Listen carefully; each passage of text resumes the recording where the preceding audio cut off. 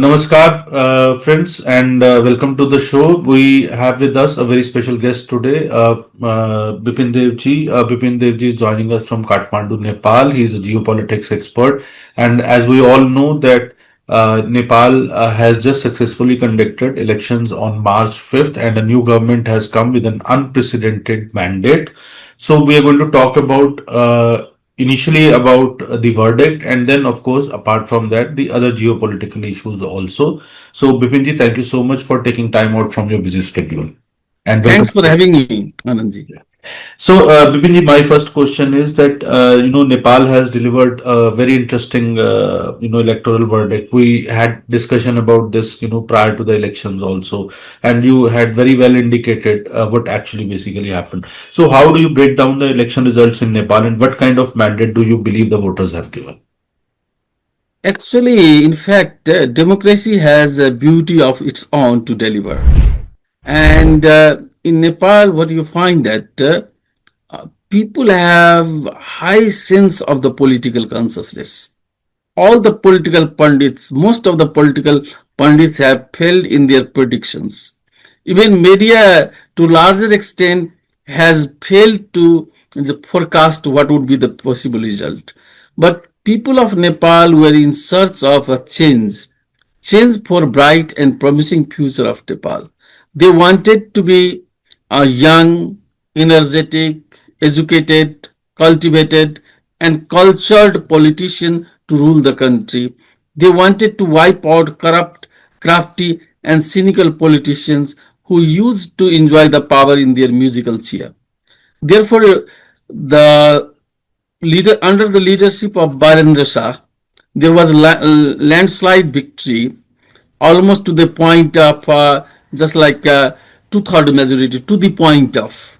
So I have broken down these very results in the three factions. What RSP has done, that it has hijacked the program and policy of major political parties. For example, it has hijacked in one sense the democracy, economic liberalization, plural society from Nepali Congress. It has set its agenda that it would be committed to democracy, plural society, liberal economy. It was in fact plan and policy of the Nepali Congress which failed to deliver its result in spite of its long rule. Similarly, for the long time, Madhesh best parties were talking about there must be Madhesi leadership. Many years ago in 70s, it was BP Koirala who had said that in Madhesh, Prime Minister would be of the Madhesi origin. He had indicated the name of then General Secretary Parsu Narayan Chaudhary. Same tactics this RSP has used, and it has projected Balendra Shah as to be Prime Minister. So it has gained the goodwill and sympathy of the entire Madhesh.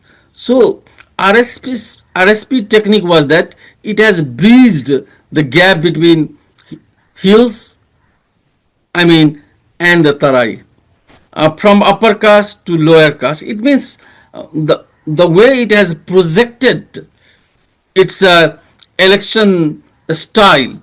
It has just like communist political parties were talking about the leadership must be run by young and energetic people. So RSSP fielded the young and energetic people. So in other words, what I want to say that the main cause of the landslide's victory of RSP is that it has appealed for drastic change in all forms and manifestation, and it has hijacked the policy and program of Nepali Congress, the major political party UML, Madhesh Best Party, and other political parties.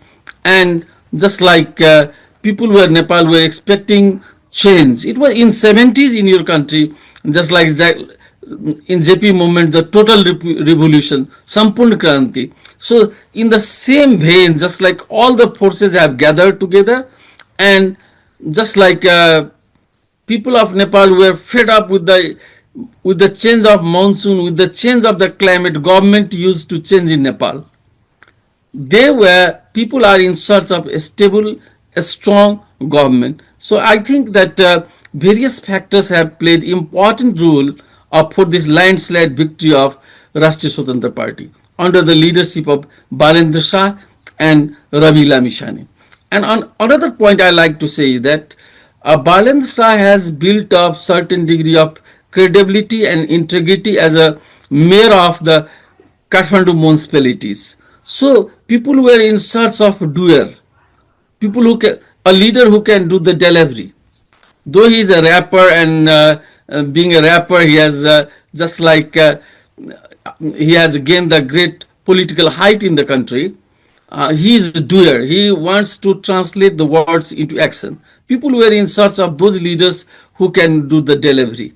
So I think that these are the factors that RSP has gained the majority, and people have high hope and expectations. You see, the new coming government would have greater challenge, and you see the Middle East. There is a major problem would take place. Nepal is just like to large extent it depends on the energy from outside, and in the third world, in the poor countries, you find the petrol issues, diesel issues. These are the issues in which government's performance is put under the question mark. So I think that it has a greater challenge. It has to build very strong diplomatic ties with the neighbors, and I think I am quite hopeful that the people have great deal of expectation that this government would perform very well in the days to come.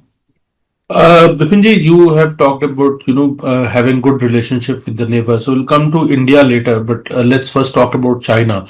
How do you think China is reading this electoral verdict, especially with the decimation of the communist parties, which are basically kind of their ideological comrades in arms. So there's a complete decimation of the communist parties or the Maoists in this election. So, how do you think China would be reading this verdict? You find, Anand, you are very intelligent in asking these questions. Over 3 decades, in one way or in another, either in the ruling party or in the opposition party, Communist Party in the Nepal has a major hold in all sectors, from municipality to the central government. But this election has in fact the wiped out the Communist Party. Just like so, what happens? What before answering your question, what I like to make my point clear that in this election, either India card or China card was not played by the political parties, because the agenda of RSP was only based on economic development. So Communist parties no longer could play the India card. Anti-India slogan was not strong in the streets in the time of hustle and bustle of the elections. Second important point is that previously the Chinese Communist Party used to come, they used to play very important role in just like in creating the sense of coordination among communist parties. In this election, just like activities of Communist Party of the China, either coming Politburo member and others, just like arranging the meeting and all the, so this could not be read in the media. So, in fact, in one way, the people in Nepal just like believe that this is the age of economic liberalization. This is the age of the globalization. This is the age in which economy is one of the major factor, and just like greater challenge of Nepal is not ideology, greater challenge of Nepal is the economic development. On this ground, in fact, rhetoric of a Communist Party was rejected by the people. So, in fact, as far as China's role in this election is concerned, I could not trace by reading the media's measure. I mean, the Chinese issue was no longer in the just like court of the voters. In fact, still the China has been major player. It has been major investors, and in diplomacy, what happens in the kitchen diplomacy? Maybe some food is being cooked by the China lovers and the Chinese embassy or some powerhouse. But I think that Communist Party has in fact lost its grits and guts among the people because of its agenda. And one of the beautiful aspects of this election was that dip- diplomacy was not in the streets. People were not talking pro China, against China, pro India, against China. They were talking about the development. So I think in the days to come, how RSP devises its policy towards China would be a major factor. For example, Nepal has signed the BRI, but at the same time, Nepal understands the fact that what would be the repercussion of the BRI project. Nepal has a picture of Sri Lanka and Pakistan in mind. So these factors would determine the policy of the government in the days to come. So I think most of the leaders, upper leaders of RSP, Rashtriya Swatantra Party, they have been educated from some of the Western universities. Balendra Shah himself has been educated from India, Bangalore. He has been a structural engineer. So they have sense of the wave of the development, and they would understand that economic relations with the China or to follow on the toe line of BRI and other projects proposed by the China would be hard nuts to crack. So Nepal and India also has deep civilizational ties, and no. So how do you see the bilateral relation between Nepal and India moving ahead in a regime of this new government? I think, in fact, this is very serious and sincere question. Just I had indicated in the beginning, without help, without cooperation, without coordination with the India, um, it would be difficult to give the delivery, no matter whatever government would be. This is the geopolitical and geo-economic reality of Nepal. As I have indicated, the Middle East crisis is taking place, and there will be energy crisis in Nepal. In that very, I mean, in that very sectors, the government would need the help of India. Even Ranjit Rai, our ex-ambassador, he has indicated in his interview with the Karan Thapar that India must help the new coming governments, particularly in order to address the energy crisis, which is to emerge very soon. So far, we have not felt energy crisis till today in the streets. So this is the another factor is the hydro project, the success of hydro. Just like for 25 years, hydro project development has been just like political slogans in Nepal. It has not been translated. Nepal has vast potentialities in the hydropower sectors. So how India and Nepal would work together to exploit the hydropower capabilities? It is, I mean, just like government, Indian government of India and government of Nepal must go in hand to exploit these very natural resources. In the sector of the tourism, in the sector of hydropower, in the sector of infrastructure development. I mean, just like in the spirit of democracy, in the spirit of human rights, I think I find that government under the Balendra Shah, it believes in the liberal democracy, plural society, human rights. Most of leaders who would be in the cabinet, they have been Western educated, so they understand that we are lagging behind in the development. And in order to go on the path of progress and prosperity in the country, there must be good relationship between Nepal and India.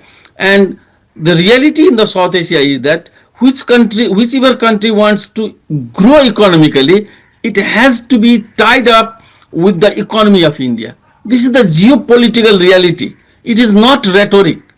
For example, if the Bhutan has to progress, its economy must be tied with India. As long as Bangladesh was on the path of development, it had good relationship with India. You find the present picture of economy of the Bangladesh is in shambles because it doesn't have good tie and relationship with India. So the relationship with India is not a choice, it is our compulsion.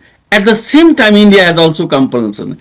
If India has to achieve its economic goal as it has targeted, its neighbors must be rich, its neighbor must have a stable government. So RSP government is also in the interest of India because there would be no longer the musical chair in every 6 months government would be changed. That would be not picture. So it is in the interest of India, it is in the interest of Nepal that Nepal has a stable government, a strong government, and the plank and the policy of government would be the economic transformation in which India would have, India would lend its help and cooperation. This is what every Nepali expects.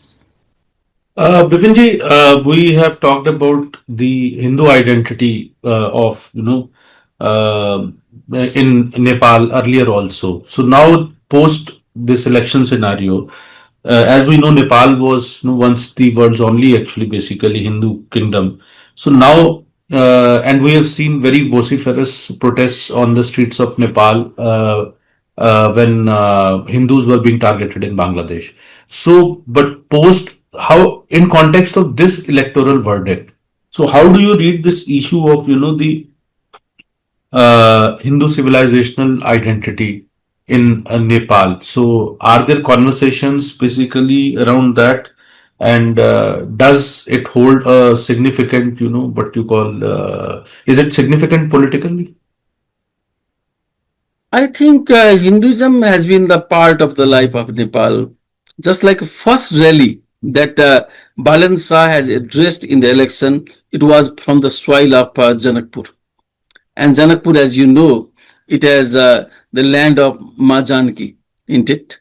So it was in fact a signal that the relationship of this party is tied with the ethos and values of Hinduism. Number two, under the leadership of Balanasa, what we have found that Kathmandu is the city of the temples.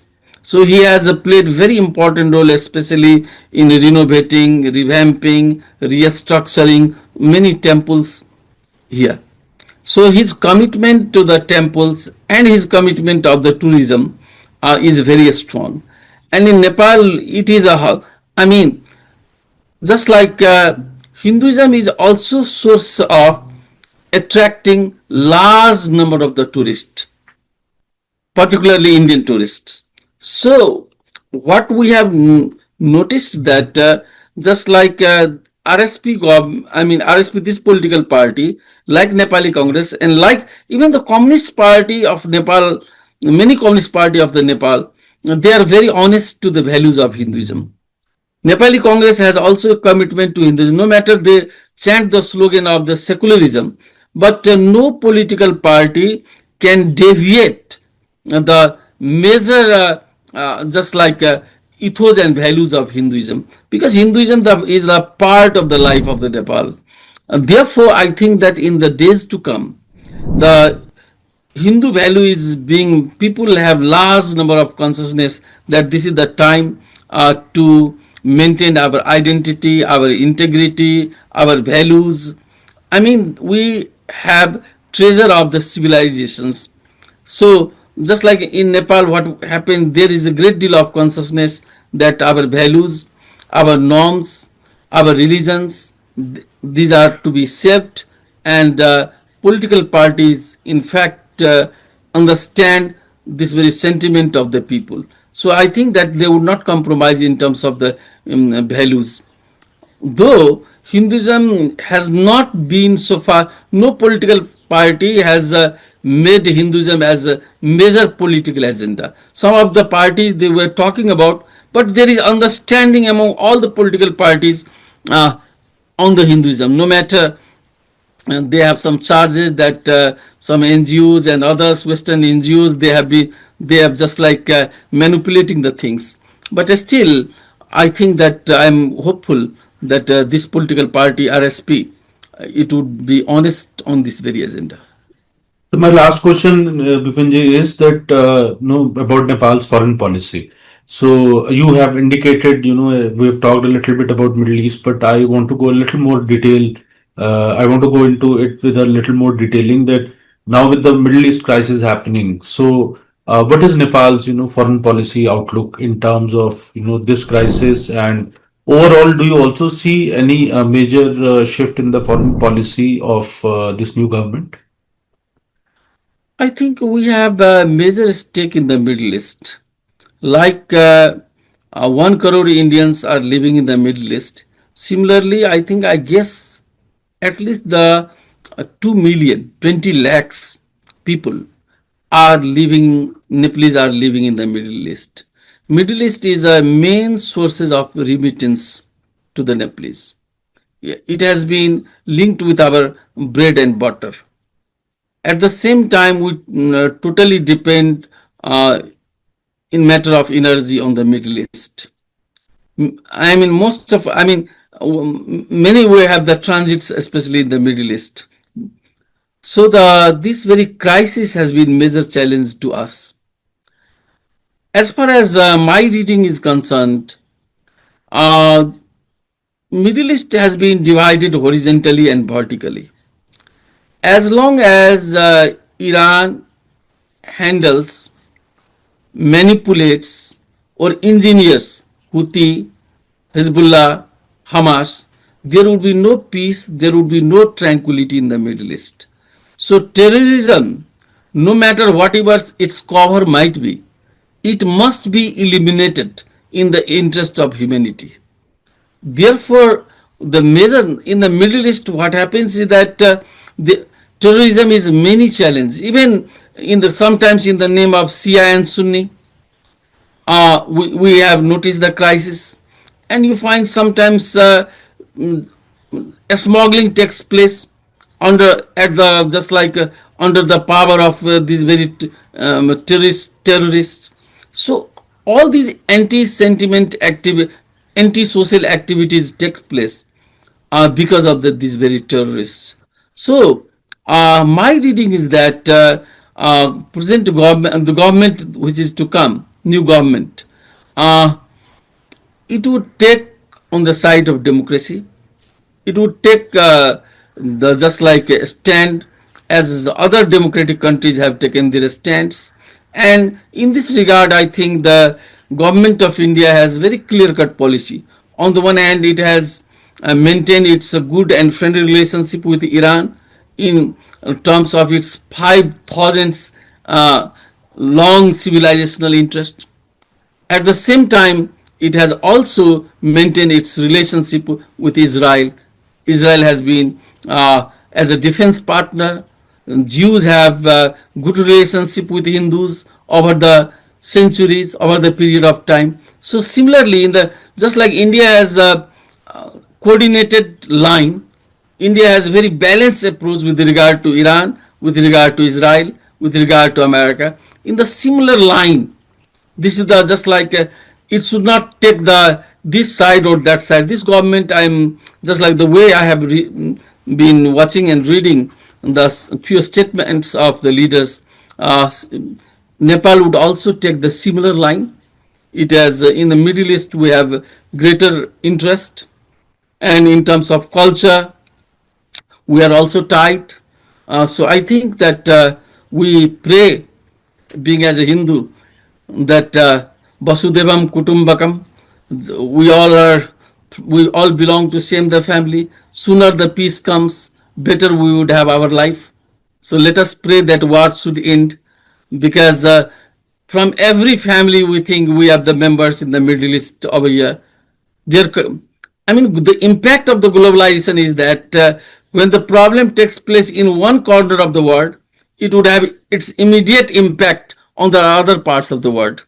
COVID has taken Iran, Wuhan, and it has spread in all corners of the world. So the crisis of the Middle East has affected in every nook and corner of the world. So let us pray, Anandji, there would be end of the war. Yeah. Thank you, Bipinji, for taking time out from your busy schedule and sharing all these deep insights. And we hope to have Bipinji back on our show very soon, and we'll be back also soon with another conversation. And thank you, viewers, for watching. Thank you, Bipinji, once again. Thanks for giving me opportunities. Thank Thank you. you.